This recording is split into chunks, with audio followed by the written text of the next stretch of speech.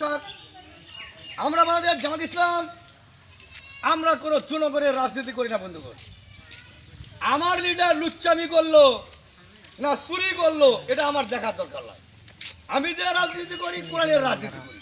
কোরআন তো আমার লিডার বানায়নি, তাই লিডার লুচ্চামি করলো আমার আমার দলে দুর্নাম হবে, এটা ভুয়া কথা। আমার লিডার তার ব্যক্তিগত স্বার্থে লুচ্চামি করতেই পারে, আমার লিডার ব্যক্তিগত স্বার্থে চাঁদাবাজি করতে পারে, কিন্তু কোরআনের পক্ষের লোক কখনো চাঁদাবাজি করতে পারে না। তাই আমরা আমাদের জামাত ইসলাম কোরআনের রাজনীতি করি, কোন পাবলিকের রাজনীতি আমরা জামাত ইসলাম করি না বন্ধুগণ। এবং আমাদের জামাত ইসলাম যে রাজনীতি করে নিজস্ব টাকায়, আমরা জামাতের কর্মী প্রতি মাসে ইয়ানদের টাকা দিয়া আমরা রাজনীতি করি। কোন সরকারি খাত থেকে বা কারু আশায় বিদেশি আশায় আমরা রাজনীতি করি না। আমরা জামাত ইসলাম রাজনীতি করি নিজস্ব রক্ত ঘামনা টাকা দেয়।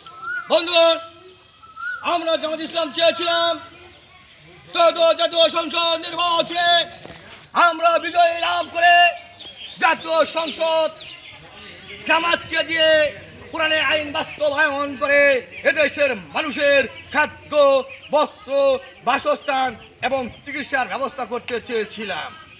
আমরা আমাদের জামাত ইসলাম জাতীয় সংসদ নির্বাচন করেছি। আমরা চেয়েছিলাম এদেশের ব্যাংক থেকে সুদ ঘুষ উৎখাত করে বাংলার মানুষকে ইমানের হালতে থাকার ব্যবস্থা করেছিলাম। আমরা বাংলাদেশ জামাত ইসলাম রাষ্ট্র গঠন করে এদেশ থেকে ড্রাগসের লাইসেন্স উৎখাত করে এদেশ থেকে মদ গাঁজা উৎখাত করতে চেয়েছিলাম। বন্ধুগণ, দুঃখের বিষয়, সবাই আল কোরআনকে তো বিশ্বাস করেন। কোরআনে স্পষ্ট লেখা আছে যে দেশের মানুষ ইমান হারা হয়ে যায় ওই দেশে গজবের সরকার পাঠানো হয়। তাই তৃতীয়বারের মতো গজবের সরকার আসছে।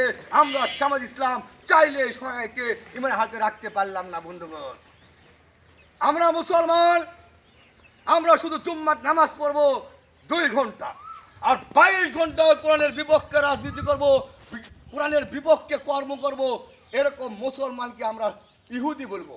কারণ আপনি জুম্মার 2 ঘন্টা নামাজ পড়বেন, ব্যাংকে যা সুদ দিবেন, ঘুষ নেবেন, ওদিকে বিচার করবেন কোরআনের মানুষের তৈরি আইনে, আবার টেন্ডারবাজি করবেন, চাঁদাবাজি করবেন, জাতীয় সংসদ থেকে হিরোইন আবার লাইসেন্স দেওয়া হবে, বিদেশ থেকে হিরোইন আসবে, পুলিশ ধরবে না, কুইল গ্রামের ছেলেপেলে খালে ধরিয়ে 1 বছর জেল দিবে।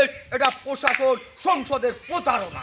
বন্ধুগণ, তাই আমরা জামাত ইসলাম চিন্তা করেছিলাম সমস্ত ড্রাগসের লাইসেন্স বাতিল করে বাংলার মানুষকে ইমানের হালতে রাখার ব্যবস্থা করেছিলাম এবং ড্রাগস মুক্ত করার জন্য সংসদ নির্বাচন করেছিলাম।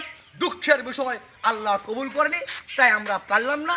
আপনারা সবাই দোয়া করবে আগামীতে বাংলার মানুষের যদি ইমান ফিরে আসে, আল্লাহ নিজে হাতে তার জমিনে কোরআনের সংবিধান দিয়ে এদেশের মানুষকে পরিপূর্ণ ইমান বাঁচার ব্যবস্থা করে দেবে। এই বলে বক্তব্য শেষ করলাম। খুদা হাফেজ। বাংলাদেশ জামাত ইসলাম জিন্দাবাদ। সকলকে ধন্যবাদ। আসসালামু আলাইকুম।